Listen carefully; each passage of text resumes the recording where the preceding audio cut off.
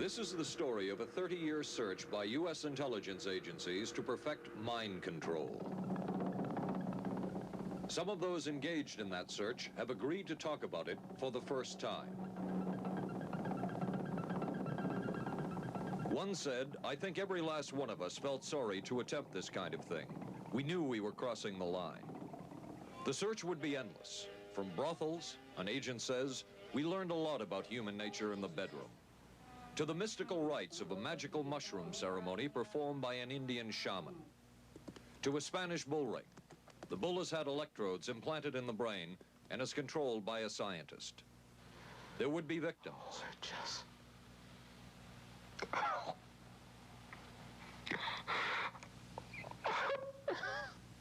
One intelligence agency tried to peel this man's mind back to reveal its deepest secrets.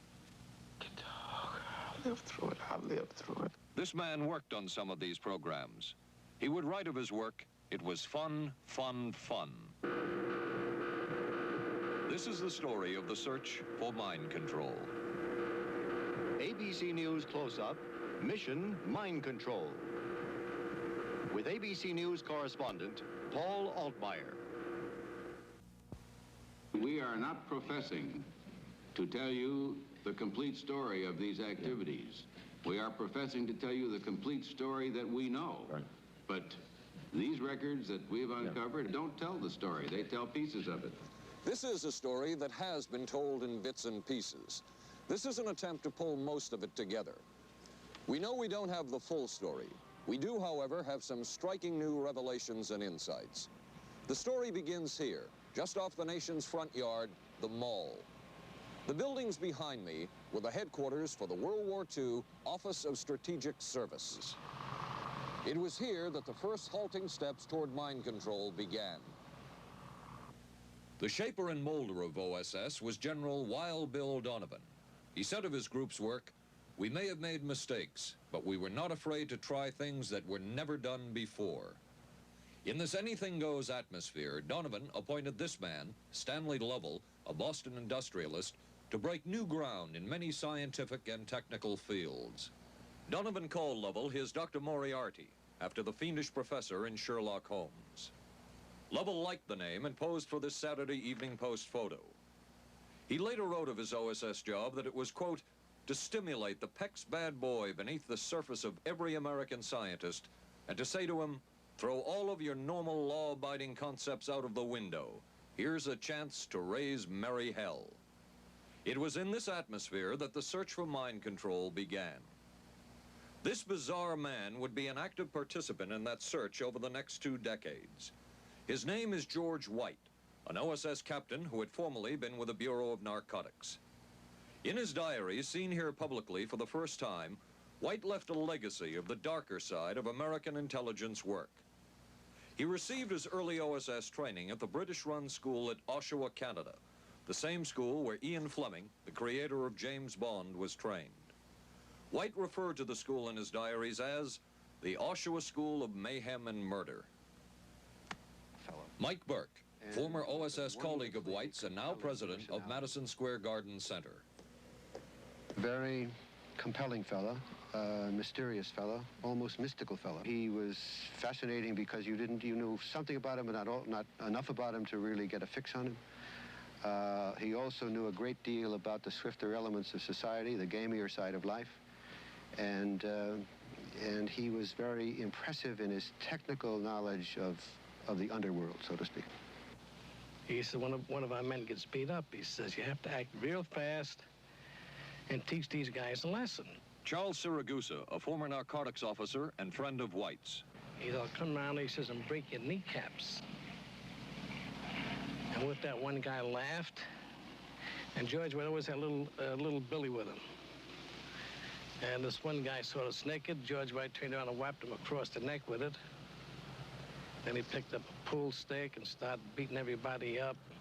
He made his point. And he made his point. George White was not a man of understatement or subtleties. His boss at OSS, Stanley Lovell, referred to him as deadly and dedicated.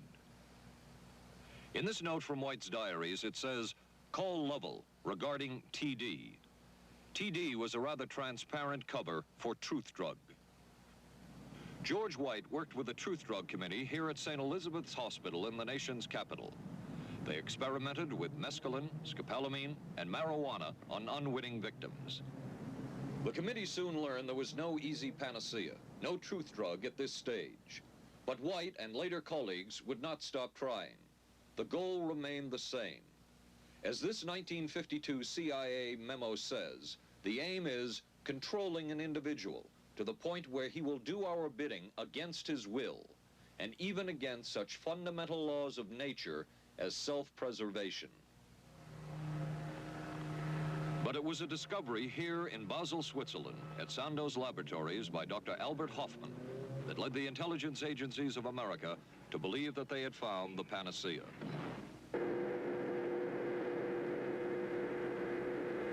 The discovery was lysergic acid diethylamide, LSD. The film that you see is considered by many experts to be the closest illustration of the effects of a hallucinogenic. It was one of the first times that anybody had run into a powerful drug that was different than anything else that they knew anything about. John Gittinger, recently retired chief psychologist for the CIA. This is the first time Gittinger has been interviewed publicly. We could disable a whole city by putting a very small amount on a water supply.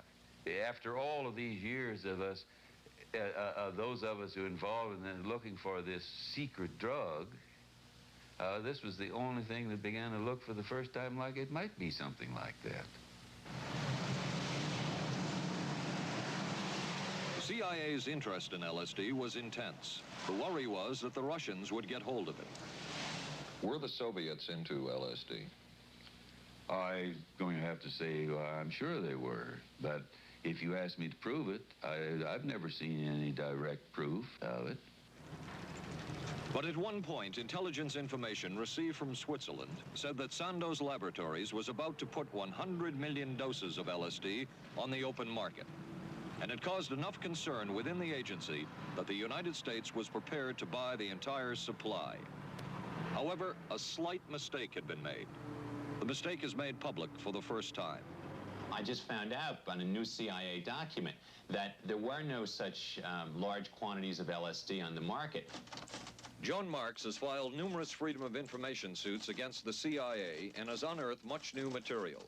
He is the author of The Search for the Manchurian Candidate, a history of intelligence agency work with mind control. He is a consultant for this report. What happened is that there was a military attaché in Switzerland, an American officer, who got milligrams and kilograms mixed up. In other words, he made a mistake of thinking 1/1000th of a gram was the same as 1,000 grams, which is a mistake of 1,000,000 times. So when the CIA got the intelligence that there were 100 million doses on the market, in fact, there were 100 doses. The man who would oversee the CIA's research into drugs and most of the agency's behavior programs is this man, Dr. Sidney Gottlieb, a chemist. Dr. Gottlieb declined ABC News' request for an interview. In their never-ending search for the miracle weapon, CIA operatives searched here in the remote mountain areas of southern Mexico for what up to then had been considered a myth, magic mushrooms. They used this man, a part-time chemist for the CIA, to dupe this man, a vice president of a bank and an amateur mycologist or mushroom expert, to try to get to the magic mushrooms and turn them into a drug.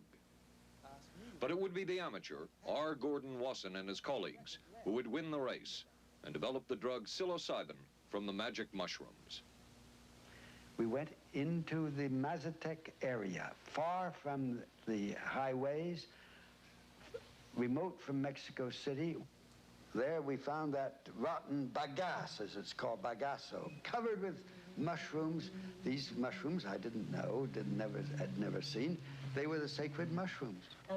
Wasson would also discover and record the ancient mystical rites of the mushrooms from a local shaman or magical priestess, Maria Sabina. And we were seeing incredible sights. They would go slowly or they would go fast as I ordained. All your your senses are rendered acute. We say that you see visions, you see hallucinations, but that doesn't begin to tell this story. The hallucinations are only part of it. You hear sounds, you smell things. The night was thrilling. Word of Wasson's discovery reached the CIA quickly. Dr. James Moore, a University of Delaware chemist, secretly served the CIA preparing deadly chemicals on short notice. Moore was instructed to get close to Wasson and accompany him on another trip to Mexico to get the magic mushrooms. Internal documents show the CIA felt a drug derived from the mushrooms could remain an agency secret. What in the world were they looking for with the magic mushrooms? I think the best answer to that is that they were looking for fundamental information on compounds that would be capable of causing changes in behavior, changes in mental attitude.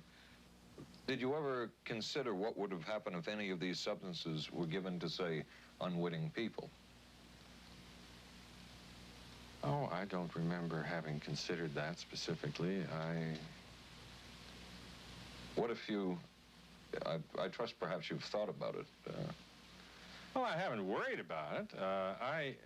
Your question again, what would I have thought had I known that any of these substances would have been given to unwitting persons?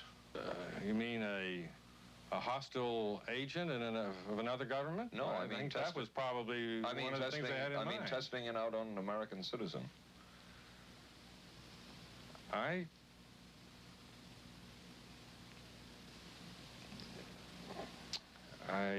guess I must seem very, very cold-blooded about this, but I don't recall ever having been very much preoccupied with that issue.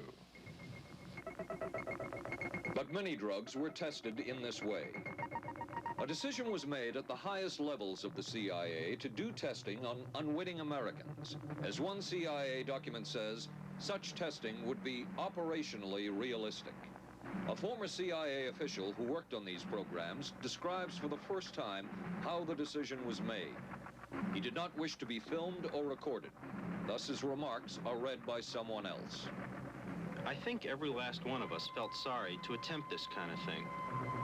We knew we were crossing the line. Every decent kid knows he shouldn't steal, but he does it sometimes.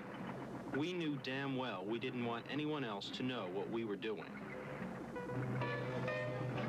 The decision was made to do testing on unwitting victims. It was decided they should be on the fringes of society because they were most vulnerable. It was the borderline underworld, prostitutes, drug addicts, and other small-timers who would be powerless to seek any kind of revenge in case they found out. And as their predecessors had a decade earlier, the CIA turned to George White for help. White was now a high-ranking narcotics official, and by this time, the stories about George White were legendary. So the waiter says, "May I help you, monsieur?" And George White was busy talking with me. I paid no attention to the waiter, so the waiter tapped him on the shoulder, says, "May I help you, monsieur?" George White turned around, whipped his gun out, and stuck it in the guy's face like this in this crowded restaurant. George White did not mind bending the law, and he knew the street well.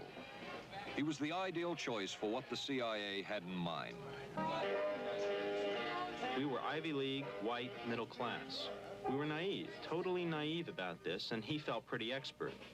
He knew the whores, the pimps, the people who brought in the drugs. White set up so-called safe houses for the CIA in New York, here in Greenwich Village, and later in San Francisco, in this hotel, and in an apartment atop Telegraph Hill with a commanding view of San Francisco Bay. While the existence of these safe houses was disclosed last year, details of what took place within them has not been told. A former CIA official who worked in the safe houses reveals that they were used not only for drug testing, but to study sexual behavior and how it could be used to manipulate people.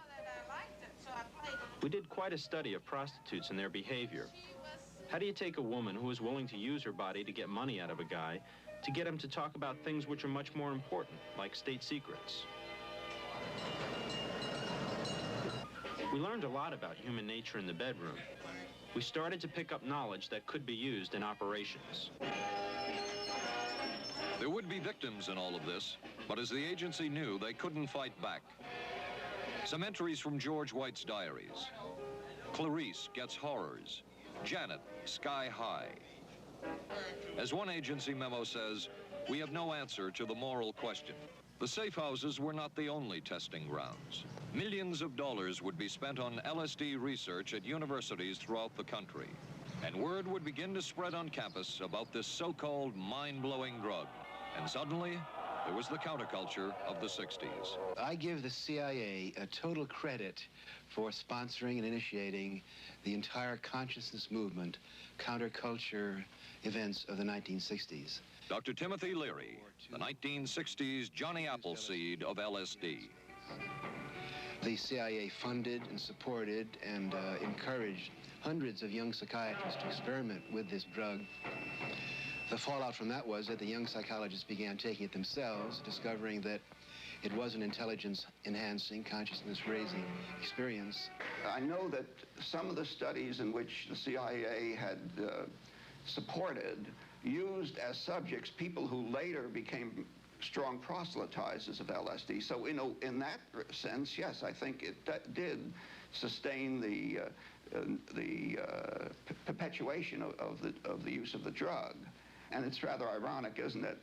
The counter case that I would make in relationship to that is to remember that the people who were doing the research were people who would be doing the research regardless of who was the sponsor.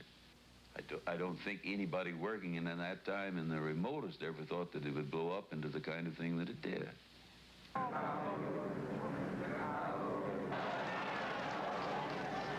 History will judge the role of the CIA and other intelligence agencies in unwittingly contributing to the counterculture of the 60s through their intense interest in LSD and other hallucinogenics. But for the moment at least, the argument can be made that the CIA helped usher in the age of Aquarius.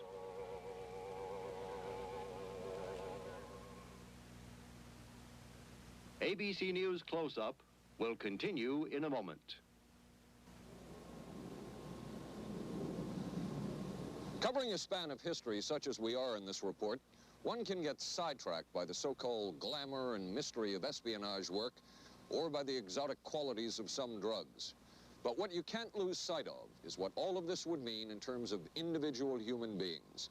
There would be deaths, there would be long-lasting and harmful effects. The best-known case is that of this man, Frank Olson, a chemist employed by the Army Chemical Corps, who in 1953 was slipped LSD unknowingly at a meeting with CIA officials. Shortly after that, Olson went into severe depression. He ended his life at this New York hotel by diving through a shaded closed window in his 10th floor room. Frank Olson was the first known fatality in the CIA's LSD program. Olson left behind a widow, Alice, and 3 children, but it would be years before they learned the real story of his death.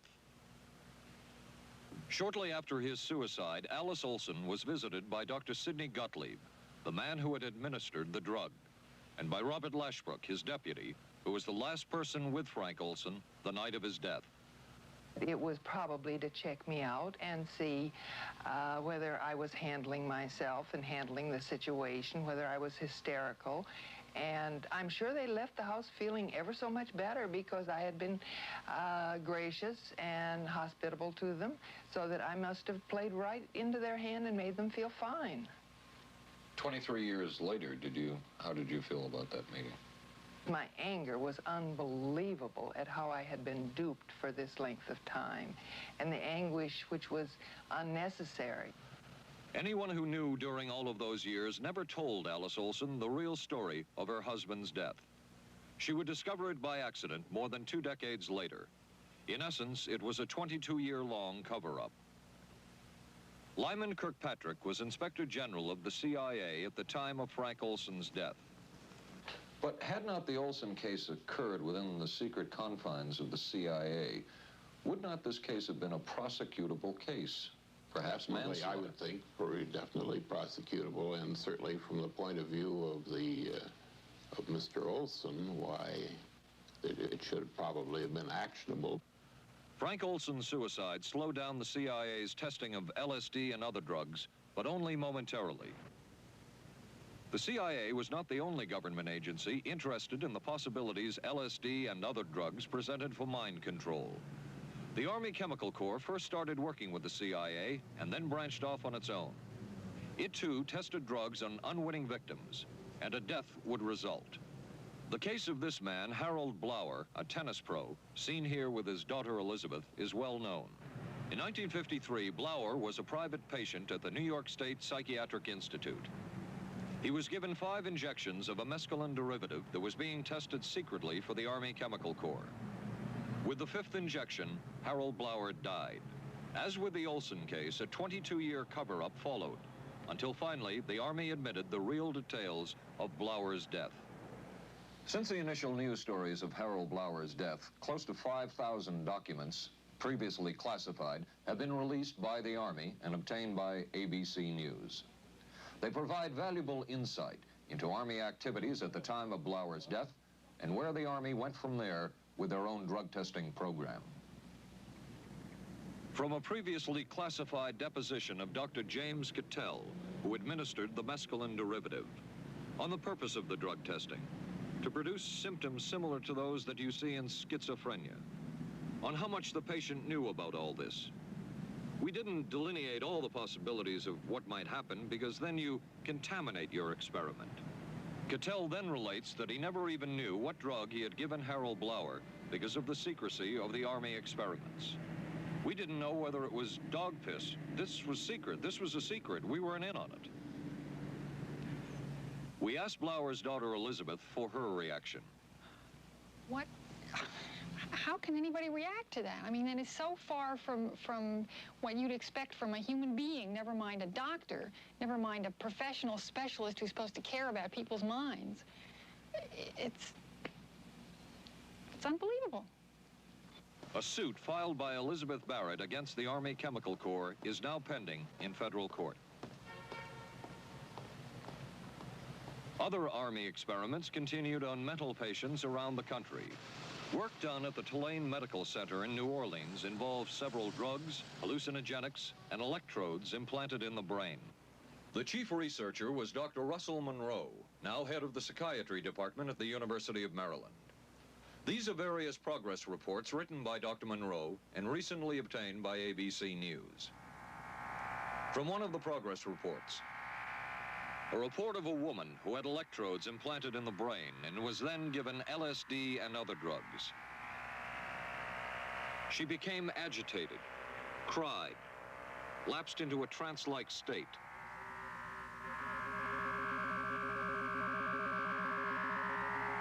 Felt as if she were about to have a convulsion, experienced waves of darkness and light, had bizarre sensations in her neck and legs, said somebody was trying to manipulate her body. At this point, Dr. Monroe wrote that the woman was obviously having paranoid ideas. As a layperson, perhaps you can enlighten me. What therapeutic effect would the type of experiment that I just described have on a patient? Well, the therapeutic effect would be indirect. Was this patient aware that she was being given LSD? Yes, I mean, they were told that they would be given some medication, and they took specifically LSD? Well, we told them, I don't think that they would have even known what LSD was then at the time.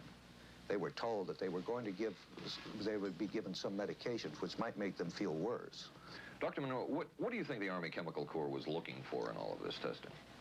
They were looking for an incapacitating agent, an agent that would not harm the person permanently, but would incapacitate them temporarily. That seemed like a humanistic way to to wage a war if war is necessary. When James Thornwell was given LSD by Army intelligence in 1961, this time it was no experiment. This time the express purpose was to peel back Thornwell's brain to bear any secret within it. This time the Army had gone operational.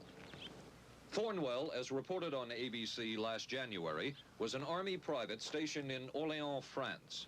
Classified documents were missing from his unit. Thornwell became a suspect. His 2.5-month interrogation included administration of sodium pentothal, hypnosis, isolation, and deprivation of sleep. Army documents obtained by ABC News refer to this interrogation as conventional.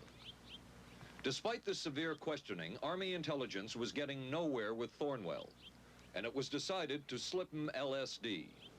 For 16 years, Thornwell never knew what had hit him. Tell me about the acid. I'd rather not. It's a bad trip. It's a bad trip. That was a bad trip. The pain was so excruciating. Felt like somebody was sticking me with 1,000,000 pins. You know, just everywhere. Oh, it just...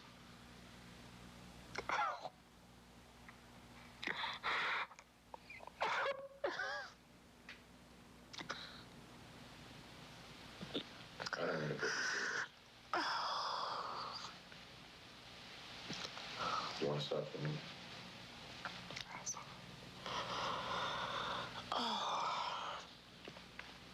I walked around. You want to stop? Oh, I can talk. I lived through it. I lived through it. I lived through it. No charges were ever brought by the Army against Thornwell. He was discharged for psychological disorders. But an Army psychiatric evaluation of Thornwell obtained by ABC News, one which was done prior to Thornwell having been given LSD, says of him, fairly cooperative, oriented, alert, and gave no evidence of psychosis or depression. From the Army's point of view, this type of LSD interrogation was a success. Other documents refer to the exploitability of interrogation subjects, cracking them, keeping them off balance mentally, and providing an economical, speedy, and productive aid to interrogation. From James Thornwell's point of view, it was no success. Thornwell still has serious problems. He's run through 2 marriages. He maintains he can't hold a job, can't concentrate, has nightmares, and feels socially and emotionally isolated. Last fall, Thornwell filed suit against the government in federal court. In a moment, we will examine the closest experimentation to brainwashing that we have uncovered.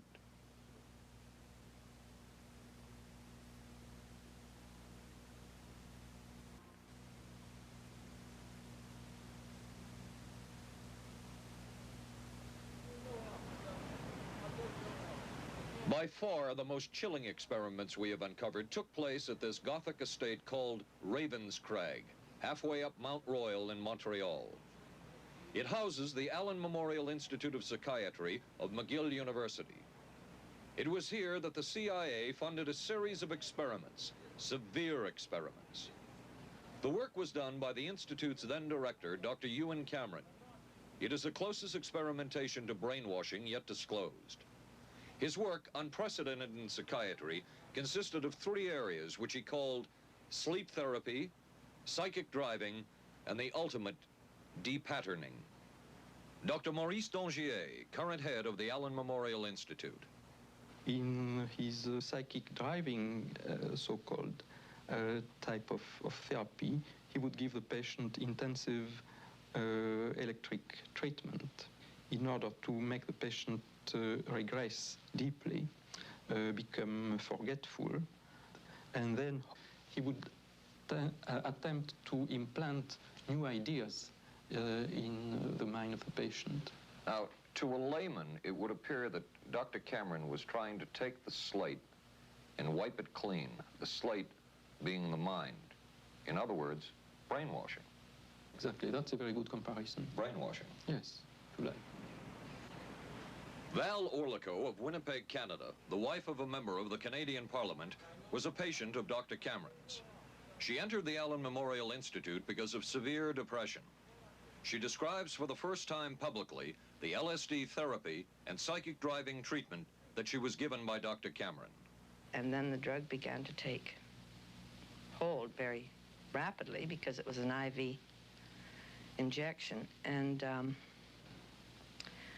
things became very furry and very frightening, and had a lot of sensations that it's very difficult to recall.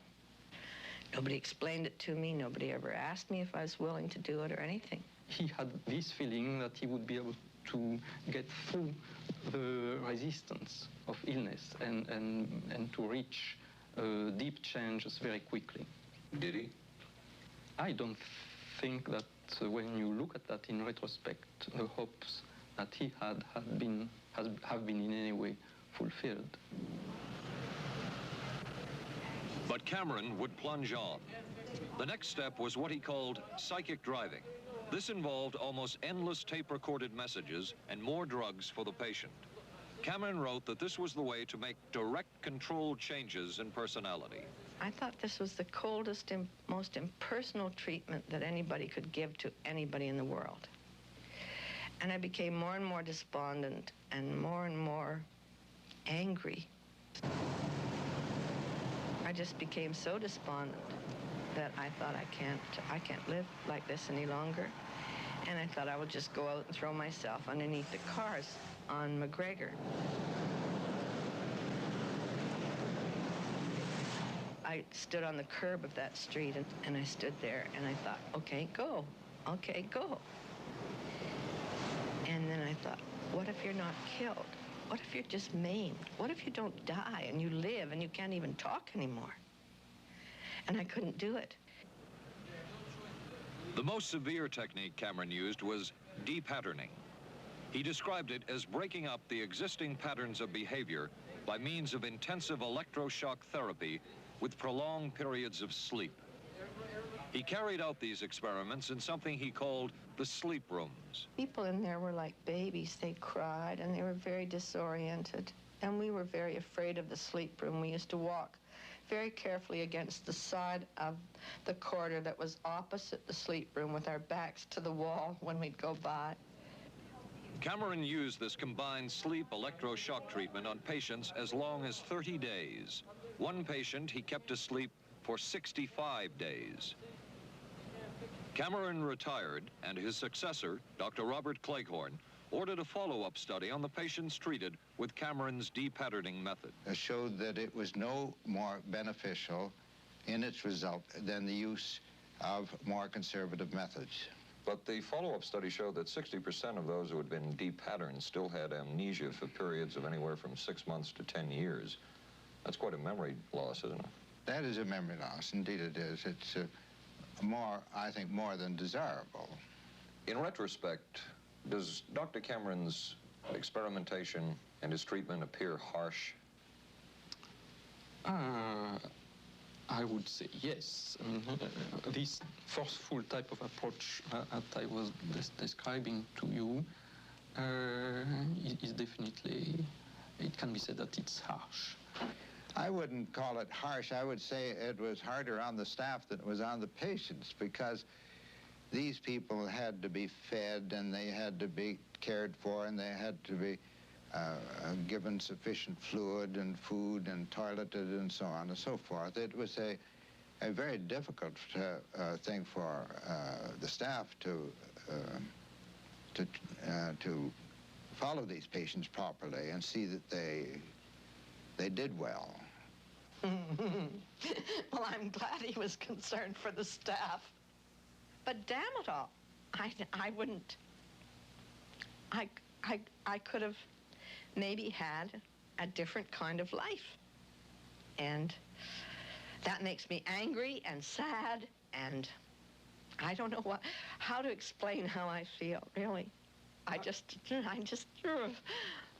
How did you feel when you learned that Dr. Cameron's experimentation was financed by the CIA? Well, I thought... Oh, I can't even use the word that I thought, because I thought, that bastard. And he was too smart. He knew who he was working for. And, excuse me, but I just can't, sometimes I can't believe it, and yet I know it's true. If you had the opportunity to say something to the people at the Central Intelligence Agency who financed this study, what would you say? I realize the CIA is a very important organization and they have a very important job to do. But God, it surely doesn't have to be done on people who are totally incapable of knowing what's happening or having any defense against it. And I can't imagine the mentality of people who would do this. I just can't. As for Dr. Cameron, he died in 1966 while mountain climbing. A colleague wrote of Cameron, "For him, the ends justified the means. And when one is dealing with the waste of human potential, it is easy to adopt this stance." Dr. Cameron seemed ideally suited for what the CIA had in mind.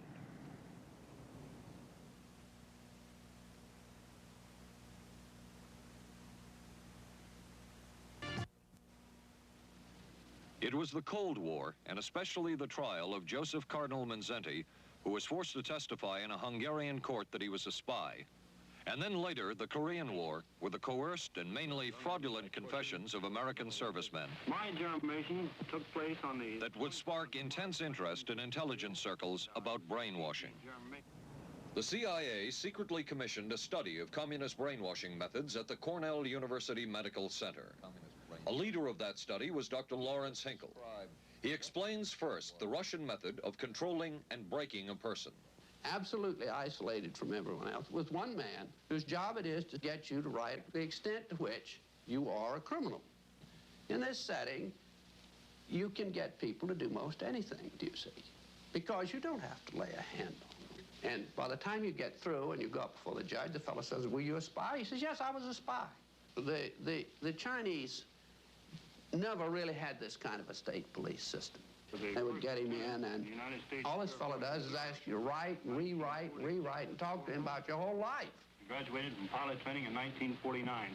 While the purpose of the study was to find out about communist brainwashing techniques, CIA documents show that the agency was interested in developing mind control methods of its own to precondition and control Chinese living in this country to be sent back to their homeland as CIA agents. What do you think they were looking for? Well, I think they weren't looking for agents or anything like that. Yet the agency's perception of the work you were doing, in CIA documents we have examined, it says that the project that was being done here, they intended to use everything learned about the new agents to induce them to, quote, to perform acts of a complex, purposeful nature. Yeah, but that was never done. The effects of which may be out of keeping with the individual's previous behavior. That sort of thing was never done. Those people were not, that was, when they first came here, the first people they sent up to see us, do you see, were operational type people from the CIA with some rather wild ideas. Okay, this is their perception of it, if I could just continue. No, it wasn't their perception of it either. No, it wasn't. Dangerous to his being, contrary to any previous consciously expressed intentions and interests, contrary to the good of the individual, and subversive to the goals for which he is consciously working. I understand all this talk.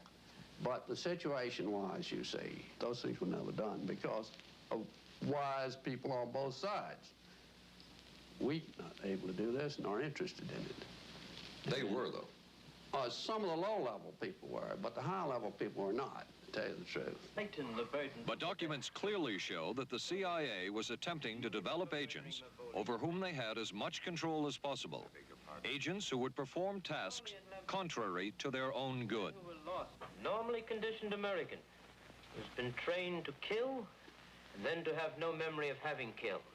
His brain has not only been washed, as they say, it has been dry cleaned. Is a Manchurian candidate, controlled by others to do things against his will, possible? It was a remarkable film because, as far as I'm concerned, it made something totally impossible seem absolutely credible. I would say the answer is yes, but there are many qualifications to that. Dr. Milton Klein, a psychologist, a clinical and experimental hypnotist, and unpaid consultant to the CIA. The qualifications would be the subject selected to produce the kind of behavior that you wish, the amount of time, the procedures that are utilized, and the motivations of the people who are designing, executing, and administering the procedures. You're asking whether an individual can be, under hypnosis, influenced, coerced, persuaded, shaped to perform an antisocial act, or a destructive act, or an act of violence. My answer would be yes. Captain Marco, will you be good enough to lend Raymond your pistol, please? Yes, ma'am.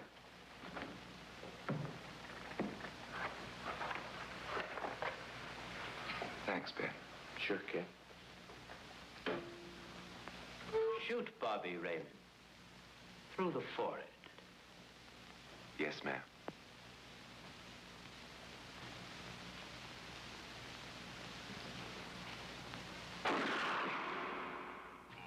How valuable a tool can hypnosis be in the intelligence field? None whatsoever. It has absolutely no use because nobody's ever been able to do that I know of, do it in an operationally feasible way. I'm not in any way saying that hypnosis doesn't take place. I'm not saying there's nothing to it. I would say that most government agencies concerned with intelligence operations have been looking to hypnosis as a tool for a variety of purposes, one of which is to carry out and to execute certain intelligence operations on a basis where they would not have to rely completely on some of their own emotional reactions. Actually, would that entail murder?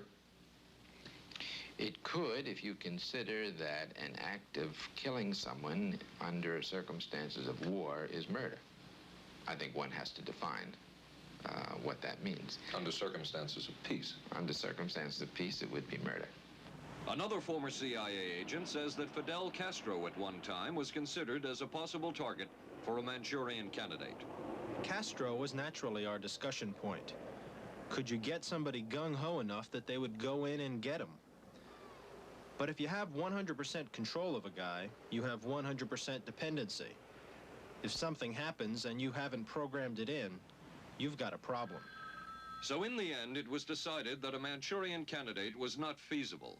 But the search for mind control continued. But could the mind be controlled? Perhaps not. But is human behavior predictable? In this area, the CIA did make a significant breakthrough. A personality assessment system designed by the agency's chief psychologist, John Gittinger. It comes close to being able to predict how humans will behave. It's really a descriptive system, an attempt to try to describe personality in a relatively systematic way so that hopefully you can get some kind of an idea to predict what the behavior between different kinds of individuals. Gittinger's system had many uses in intelligence work. One was to draw personality portraits of world leaders. Using Gittinger's system, the agency concluded the Shah of Iran is a brilliant but dangerous megalomaniac whose basic problems resulted from an overbearing father. And there were other applications. Your assessment staff played a key role in helping other governments pick their police intelligence agencies, including, we've learned, the Korean CIA, Uruguayan National Police. Can you tell us about this? No. Author John Marks. The former #2 CIA man in Uruguay told me how in 1966, John Gittinger and an assistant traveled down to Uruguay and gave the tests in order to select members of the Uruguayan intelligence service. A psychologist who used to work for the CIA told me in 1961 he personally traveled to South Korea as part of an American CIA effort to set up the Korean CIA and to give the personality tests to candidates for the Korean CIA to choose the best man for their secret police. But one of the basic functions of Gittinger's system was finding the vulnerabilities of an agent, a double agent, or a potential agent. In its applicability to intelligence work, isn't the PAS system looking for a person's soft spot? Well, of course, the answer to that is yes, but I hasten to say soft spot. This is what I consider a negative word. Of the hundreds of behavioral projects undertaken by the CIA, Gittinger's appears to have been one of the more successful and more conventional. Other experiments were not as conventional. Neurophysicist Dr. Jose Delgado was financed by the Office of Naval Research. In this experiment, the bull is sedated. Electrodes are implanted in its brain. Delgado transmits an electronic impulse to the center of the bull's brain. Delgado has remote control of the animal. Recently released CIA documents refer to the feasibility of remote control of animals, and that special investigations will be conducted toward the application of selected elements of these techniques to man. Other areas were examined through the 60s and 70s. Brain surgery, psychosurgery, creation of amnesia, parapsychology, manipulation of genes. Even though past and present CIA officials have indicated this kind of work ended in 1963. Whole truth, nothing but... And one of those who took part in these programs. Thank you, sir. In 1977, a Senate subcommittee heard testimony from many of them, but the testimony was not that revealing. According to one of them, they agreed amongst themselves to keep the inquiry within bounds that would satisfy the committee. Former narcotics officer Charles Siragusa says that he was asked to limit his testimony by the man he reported to at the CIA. He wanted me not to say anything. To perjure yourself. That's right. Well, either that, I'd have to perjure myself or take the Fifth Amendment. And I'm not about to take the Fifth Amendment for anybody.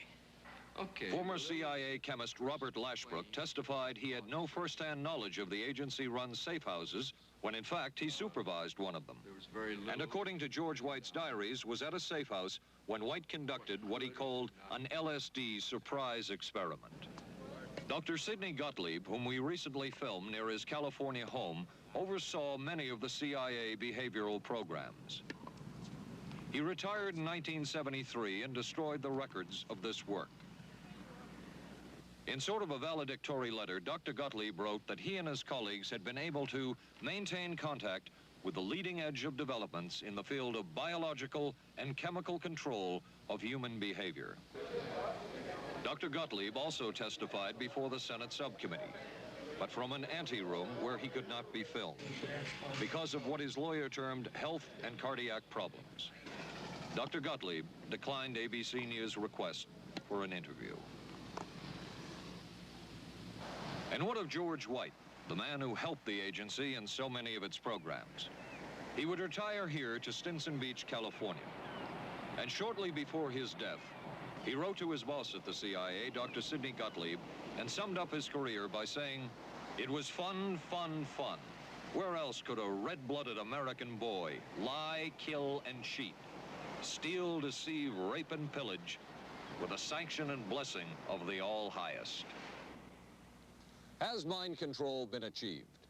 From all of the available evidence, it appears doubtful. The human will has prevailed up to this point. But as we have seen, work is continuing in this field, work that we still don't know very much about. How deeply are the Russians and other dictatorships into all of this? We really can't say, and the CIA is reluctant to give out information about it. But the basic question remains, what place does all of this have within a democracy? One final point should be made. As one of the persons who worked on these programs told us, we are very capable, conscientious, and very dedicated scientists working for our country. Their work speaks for itself. This is Paul Altmeyer for ABC News. Good night.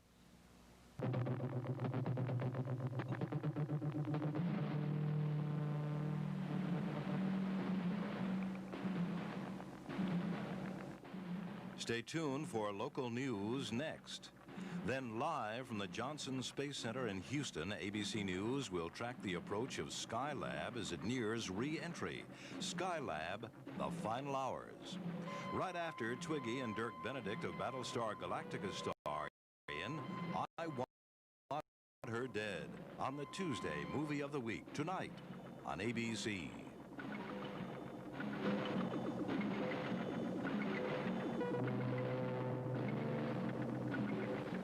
This has been a presentation of ABC News.